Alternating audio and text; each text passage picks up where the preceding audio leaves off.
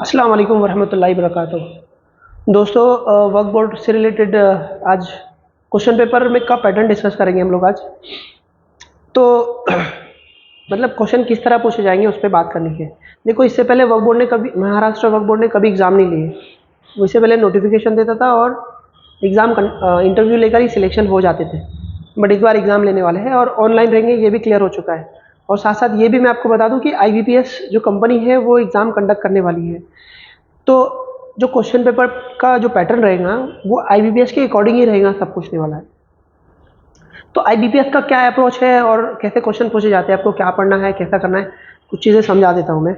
पहले हम समझ लेते हैं कि कितने पेपर कितने मार्क्स के लिए पूछने वाला है और कैसे कैसे क्वेश्चन आने वाले हैं इसमें। तो देखो, ये आपको तो क्लियर हो चुका है कि ऑनलाइन होने वाले हैं पेपर और IBPS एग्ज़ाम लेने वाला है। तो IBPS का पैटर्न फॉलो करके ही हमें समझना पड़ेगा कि किस तरह क्वेश्चन पूछे जाएंगे।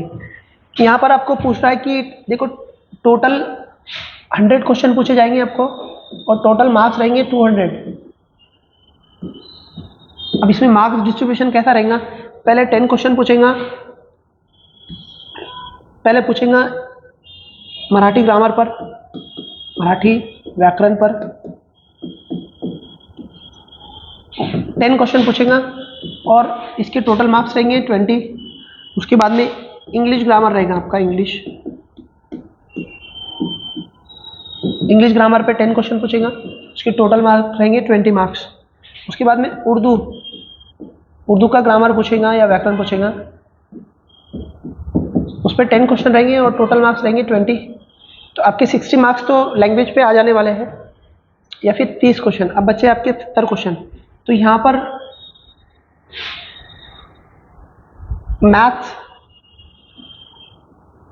मैथ एंड रीजनिंग, इस पे आपको 35 क्वेश्चन पूछेगा। 35 क्वेश्चन रहेंगे और वो 70 मार्क्स के लिए पूछेगा। उसके बाद में आता है आपका जीके, जनरल नॉलेज पे, जीके सामान्य ज्ञान पे पूछेगा। यहाँ पर भी 35 क्वेश्चन है और ये भी 70 मार्क्स के लिए है। अब मैं ये किसकी बात कर रहा हूँ? जो वर्क्स ऑफिसर है या फिर सुप्रीडेंट है, उसकी बात कर रहा हूँ मैं, उसके कंटेक्स्ट में। और जो क्लर्क है, स्टेनो है और क्लर्क है, उनके लिए कॉमन एक ही पेपर होने वाला है। जो स्पेशल है, जैसे कि सिविल इंजीनियर के लिए एक पोस्ट है और जो लॉ के बच्चों के लिए है 2 पोस्ट, तो उनके लिए थोड़ा पैटर्न अलग है। उसमें ये यहाँ पर थोड़ी कटौती हो जाती है, यहाँ पर थोड़ी कटौती होती है। ये यहाँ पर 35 क्वेश्चन नहीं पूछेगा, 25 पूछेगा। और उर्दू का नहीं रहेगा वहाँ पर। जो स्पेशल है, जो सिविल इंजीनियर के लिए है 1 पोस्ट और जो लॉ के बच्चे हैं 2 पोस्ट, उनके लिए जो 2 पोस्ट है उनके लिए थोड़ा सा बदल हो जाएगा। वो कंसीडर करने जैसी बात है। उनको उर्दू का पेपर नहीं रहेगा और ये मैथ और रीजनिंग 25 मार्क्स के लिए रहेगा और जीके 25 मार्क्स, सॉरी, यहाँ पर 25 क्वेश्चन रहेंगे और यहाँ पर भी 25 क्वेश्चन रहेंगे, जो कि 50-50 मार्क्स के लिए रहेंगे। इतना फर्क रहेगा और उर्दू नहीं रहेगा। तो मैं आपको ये जो वर्क ऑफिसर है और जो क्लर्क है, इसकी सबसे ज़्यादा पोस्ट है, तो उनके कंटेक्स्ट में आपको ये चीज़ें समझाने की कोशिश करूँगा मैं, ये सब चीज़ें। अब मैं जो सब्जेक्ट पढ़ाता हूँ या जिसकी मुझे समझ है, मैं उसको ही बताऊँगा आपको आज। जैसे कि मैं इंग्लिश और मराठी ये पढ़ा लेता हूँ थोड़ा बहुत, तो उसके हिसाब से मुझे समझ में आता है कि इसमें क्या पूछता है और क्या है। उसके अलावा जीके ये भी बताऊँगा मैं आपको कि कैसे क्वेश्चन पूछेगा और आपको क्या पढ़ना है। ओके, तो ये इतने क्वेश्चन के बारे में डिस्कस करते हैं एक एक करके।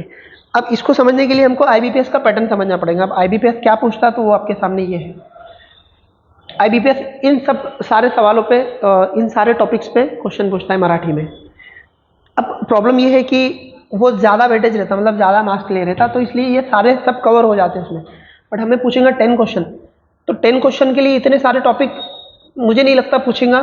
जैसे कि यहाँ पे आ गया उतारा है ना, पैसेज, तो पैसेज पे सवाल नहीं पूछेगा, क्योंकि पैसेज पे ही 4 से 5 क्वेश्चन इस पे पूछते, तो ये पूछा नहीं जाएगा, क्योंकि 10 ही क्वेश्चन पूछने उन्हें।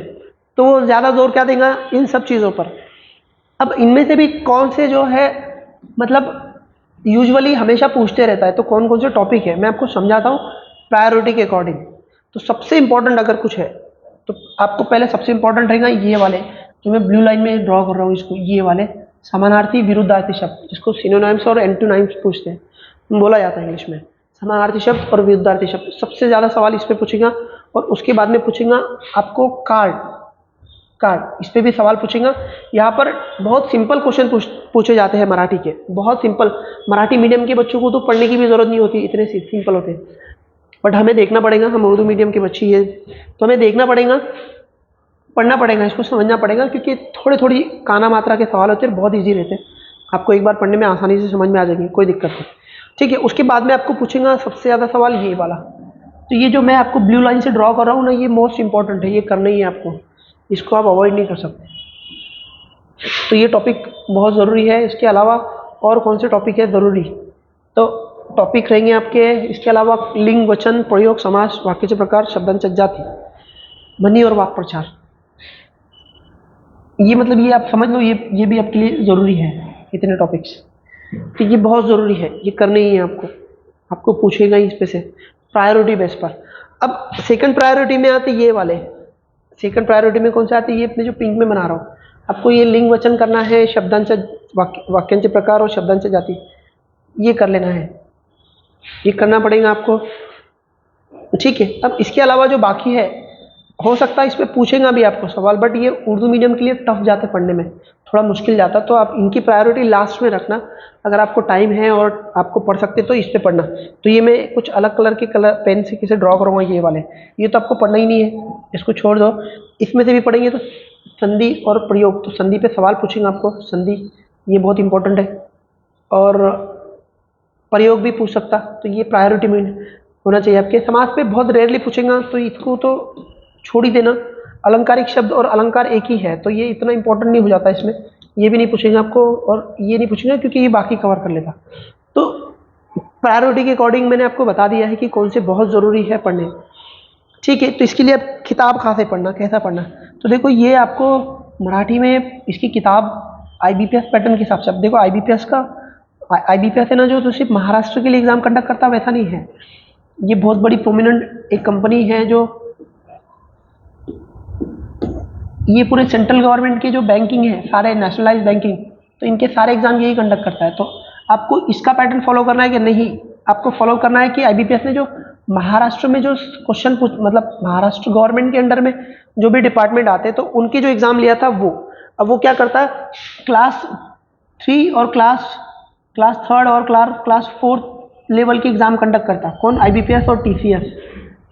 तो ये तो अब कॉन्ट्रैक्ट IBPS को मिला है, तो IBPS के हिसाब से ही पढ़ना पड़ेगा हमें। तो IBPS ने बहुत सारे एग्जाम लिए, जैसे महाड़ा के एग्जाम लिए इसने, महाड़ा, और भी मुख्तलिफ डिपार्टमेंट के क्लर्क लेवल के उनके भी एग्जाम लिए हैं। अभी तलाटी के TCS ने लिए हैं। अभी जिला परिषद की भर्ती होने वाली, मतलब जिला झड़पी में बहुत सारे पोस्ट की भर्ती होने वाली है, तो वो भी IBPS ही कंडक्ट करने वाला है। तो इन सबको IBPS के हिसाब से आपको करना पड़ेगा, IBPS के अकॉर्डिंग ही करना पड़ेगा, तो आप उसके हिसाब से देखना पड़ेगा आपको। अब इनके सारे बुक्स अवेलेबल है, इनके मराठी लैंग्वेज में अवेलेबल है। कौन सी, मराठी लैंग्वेज में, मराठी, और आपका इंग्लिश में भी है बट कम है, वो फिर वो सेंट्रल गवर्नमेंट के हिसाब से है, महाराष्ट्र के हिसाब से नहीं है। तो महाराष्ट्र गवर्नमेंट की जितने भी रिक्रूटमेंट होती है, उनकी बुक्स है ना मराठी मीडियम में ही ऑलमोस्ट है पढ़ने के लिए, चाहे वो GK के लिए हो, तो आपको कैसे मैनेज करना है वो देखना पड़ेगा आपको। ठीक है, तो ये तो मराठी की बात हुई। उसके अलावा इंग्लिश पे आते हैं। इंग्लिश में भी आपको अगर देखेंगे तो यहाँ पर ये मेन टॉपिक है जो पूछता है, IBPS का इस पर जोर होता है। तो कौन कौन से प्रायोरिटी के हिसाब से, अब यहाँ पर भी वही मसला है हमारा कि सिर्फ 10 क्वेश्चन पूछे जाएंगे, तो फिर इसमें वापस यहाँ पे कॉम्प्रिहेंशन नहीं पूछ सकता आपको, वही मसला है मराठी की तरह। अब क्या पूछेंगे, सबसे इंपॉर्टेंट क्या है, तो मैं आपको फिर से ड्रॉ कर रहा हूँ कि यहाँ से आपका ये दोनों बहुत इंपॉर्टेंट टॉपिक है, सिनोनिम्स और एंटोनिम्स, ये आपको करना ही है। उसके साथ साथ फाइंड एरर बहुत ज़रूरी है, बहुत सारे सवाल इस पे से आएंगे आपको, तीनों टॉपिक पे से। उसके अलावा और इम्पोर्टेंट टॉपिक कौन से, तो आपको प्रोवर्ब और फ्रेजेस, यहाँ से सवाल पूछेंगे प्रोवर्ब और फ्रेजेस पे से। हाँ, भूल गया मैं, मिस स्पेलिंग भी बहुत इंपॉर्टेंट है। तो ये इंपॉर्टेंट टॉपिक है जो आपको करने हैं। उसके बाद में अगर आपको करना है तो आपको टेंस करना है, टेंस भी बहुत ज़रूरी हो जाता है, टेंस पे भी सवाल पूछेंगे आपको। टाइप ऑफ सेंटेंसेस, ये अब सेकेंडरी आता है। अब सेकेंडरी में क्या रहेगा, आपको सेकेंडरी में क्या करना है, पार्ट्स ऑफ स्पीच करना है, पार्ट्स ऑफ स्पीच पे से भी सवाल पूछेगा, आर्टिकल पे भी सवाल आते हैं। सेंटेंस, टाइप ऑफ सेंटेंस तो ऑब्वियसली ये भी इंपॉर्टेंट हो जाता। ठीक है, चेंज द वॉइस पे सवाल आते हैं, डायरेक्ट और इनडायरेक्ट पे इतने नहीं आते, तो यहाँ आते। अब बाकी इंपॉर्टेंट मैंने आपको बताया, अब डायरेक्ट और इनडायरेक्ट पे भी कभी कभी पूछ लेता है, तो ये ध्यान में रख सकते हैं हम लोग, और प्रॉपरली पेपर एनालिसिस करेंगे तो आपको समझ में आएगा। उसके अलावा कुछ टॉपिक ऐसे हैं जो यहाँ दिए नहीं है, मैं आपको बता देता हूँ जिस पे सवाल पूछता है। कंपलसरी सवाल पूछेंगे आपको, एक पूछेंगे क्लोज टेस्ट पर, क्लोज टेस्ट। अब क्लोज टेस्ट क्या रही थी हम लोग लेक्चर्स में डिस्कस करेंगे इसको, मैं कोशिश करूंगा कि यूट्यूब पे भी इसके लेक्चर लेने की कोशिश करूंगा। उसके बाद में रहता पैसेज रिकंस्ट्रक्शन, रिकंस्ट्रक्शन, तो ये फेवरेट टॉपिक है, इस पे सवाल कंपलसरी पूछेंगे, ये करना ही है। तो इंग्लिश का कुछ इस तरह है। अब अगेंस्ट यहाँ पे भी आपको आईबीपीएस पैटर्न की बुक्स फॉलो करना पड़ेगी कोई भी। अब कितना आप समझ पाते या कितना आप कर पाते डिपेंड करेगा आप पर। यहाँ पर एनालिसिस और अंडरस्टैंडिंग बहुत ज़रूरी है। अब आता सवाल जीके का, जिसपे 35 क्वेश्चन 70 मार्क्स के लिए पूछे जाएंगे। तो क्या सवाल पूछेंगे इसमें? तो पहला है संबंधित विभागाचे प्रश्न। इसका मतलब है कि जिस डिपार्टमेंट के वो एग्जाम कंडक्ट कर रहा है तो उसके अकॉर्डिंग सवाल पूछेगा। तो आपको क्या पूछेगा यहाँ पर? तो यहाँ पर आपको वक्फ बोर्ड से रिलेटेड सवाल रहेंगे, है ना। जो वक्फ बोर्ड एक्ट है 1995 का, उसके अकॉर्डिंग उसका कंस्ट्रक्शन क्या है, हेड ऑफिस कहाँ है ना, उससे रिलेटेड सवाल पूछेंगे आपको। हो सकता है वक्फ प्रॉपर्टी के टाइप वगैरह पूछेगा, किस तरह के रहते हैं, या फिर कमेटी में किस तरह के नाम रहते हैं, ऐसे सवाल पूछेगा। अब इससे पहले कभी एग्जाम लिया है तो एक्सपीरियंस नहीं, तो आपको वक्फ बोर्ड के इर्द गिर्द की सारी स्टडी करनी पड़ेगी। उसका सीईओ कौन रहता, फिर और कौन कौन मेंबर रहते हैं वक्फ बोर्ड के, उस तरह के आपको सवाल पूछेगा। थोड़ा मुस्लिम एंगल, मतलब यहाँ पर मुस्लिम प्रॉपर्टी से रिलेटेड एंगल कुछ टर्म भी पूछ सकता है, जैसे मुतल्ली किसको बोलते हैं, है ना। उसके बाद में वक्फ प्रॉपर्टी किसको बोलते हैं, और भी टाइप है, प्रॉपर्टी के टाइप पूछ लेगा। इस तरह के सवाल आपको पूछ सकता है वक्फ बोर्ड से रिलेटेड। उसके बाद जीके में क्या करेंगे, आपको प्राचीन और मध्ययुगीन, है ना, इसको बोलते हैं एंशिएंट और मिडिवल हिस्ट्री के जो किंगडम हुआ करते थे, उनका किंग कौन था, उनका राजा कौन था, और उसमें से कुछ स्पेशल, कुछ लड़ाई हुई किसी के बीच में या कुछ स्पेशल इवेंट है तो वो पूछेगा। जैसे एक आदि राजा है तो उसकी दरबार में बाहर से जो फॉरेनर आए थे वो कौन से रहेगा, है ना। इंडिका किसने लिखी, मेगास्थनीज कौन था, है ना। मौर्य एम्पायर की स्टैब्लिशमेंट किसने की, अशोका की और इम्पोर्टेंट बातें क्या है वो पूछेगा, गुप्ता पीरियड के बारे में पूछेगा, चालुक्य है। तो बहुत सिंपल सवाल पूछता है, और इसको बहुत सारी हिस्ट्री पढ़ने की जरूरत है ऐसा नहीं है, ये समझ में आता, इजीली एक्सट्रैक्ट कर सकते हैं हम लोग इंपॉर्टेंट पॉइंट इसमें के। तो बहुत दिक्कत की बात नहीं है अगर आपको हिस्ट्री की समझ है और आप निकाल सकते हो वो चीज़ें, तब कि कम पढ़ो और आपको मार्क्स दिखने लगेंगे उसको, ठीक है।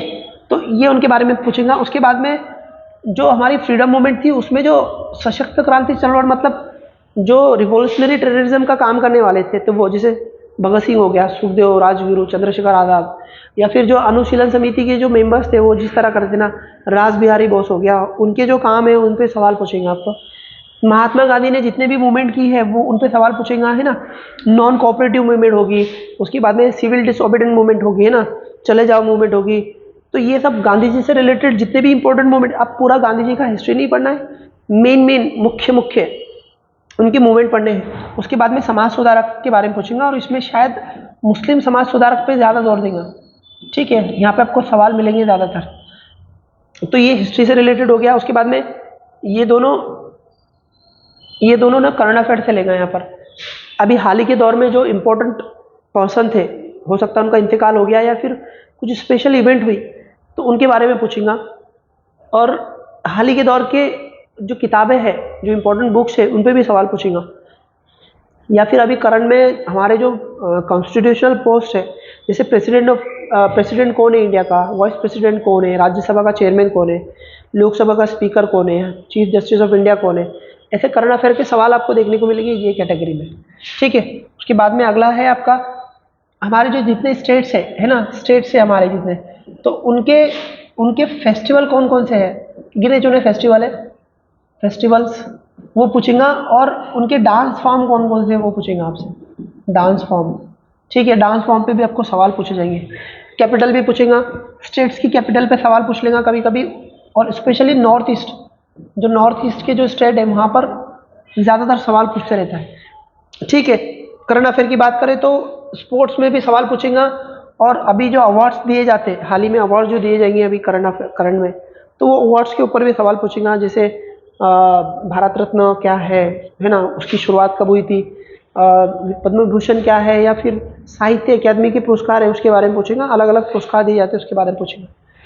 हमारी जो महाराष्ट्र की और भारत की जो 2011 की जो सेंसेक्स है ना, जनगणना जिसको बोलते हैं, तो उस पर एक क्वेश्चन कंपलसरी पूछता है उसमें।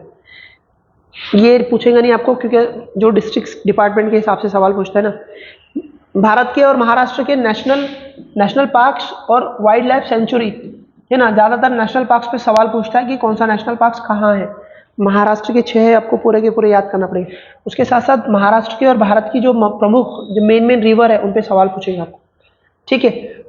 उसके बाद में भारतातील पर्वत शिखर, भारत की जो इंपॉर्टेंट पर्वत शिखर है, मतलब जो माउंटेन रेंजेस है और उस पर जो पीक है उस पर सवाल पूछेगा ना, जो भी माउंटेन रेंजेस है, 4-5 ही है, आसानी से याद हो जाती है।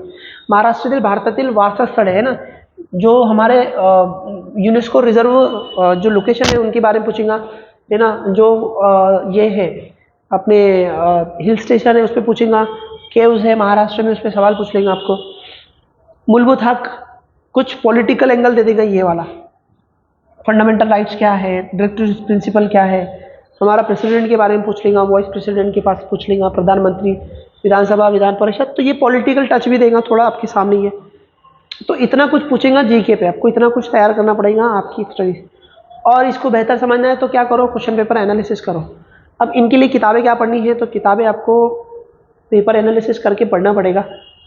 पेपर एनालिसिस की अलग अलग जगह से, तो एक पर्टिकुलर किताब में मुझे नहीं लगता मिलेगा आपको अलग अलग तरीके से निकालना पड़ेगा इसको, ठीक है। और आपको किताबें इसकी मिलेगी भी तो मराठी लैंग्वेज में मिलेगी, जो भी मिलेगी तो मराठी लैंग्वेज में, तो इंग्लिश में थोड़ा मुश्किल है आपको मिलना, क्योंकि इसके पेपर इंग्लिश में और मराठी में होने वाले हैं। हम लोग बैचेस स्टार्ट करने वाले हैं, हम लोग पढ़ाएंगे इसको, इसके ऊपर, ठीक है। तो मंडे से क्लास स्टार्ट होने वाली है, मंडे से जल्दी ही मंडे से क्लास होगी। ऑनलाइन भी क्लास रहेगी और ऑफलाइन भी रहेगी, ऑनलाइन ऑफलाइन दोनों ही क्लास रहेगी। ऑनलाइन औरंगाबाद में रहेंगी यहाँ पर, जिसको ऑनलाइन ज्वाइन करना है वो कर सकते हैं, और सॉरी ऑफलाइन औरंगाबाद में रहेंगी यहाँ पे, और ऑनलाइन तो आप कहीं से भी ज्वाइन कर सकते हैं। डिटेल में पूरा पढ़ाते हैं हम लोग, और इसके रिकॉर्डेड लेक्चर भी आपको मिलेंगे। इसके जो रिकॉर्डेड लेक्चर रहते हैं ना, वो हम आपको देंगे इसके साथ साथ, लाइव क्लासेस के साथ रिकॉर्डेड लेक्चर रहेंगे। डिटेल में पढ़ाते हैं हम लोग, काफ़ी एक्सपीरियंस है हमारा, तो बेफिक्र रहिए। शेयर कीजिए वीडियो को, बाकी बच्चों को थोड़ा पता चले कि सिलेबस क्या है, कैसा है। तो ज़्यादा से ज़्यादा बच्चों को शेयर करो, और चैनल पे भी जुड़े रहो, और नई अपडेट। मैंने जो सब्जेक्ट बताया उसके अलावा भी और 2 सब्जेक्ट है, जैसे मैथ और रीजनिंग और उर्दू का, तो वो कंसर्न सब्जेक्ट के टीचर आके आपको बताएंगे, आज या कल बता देंगे।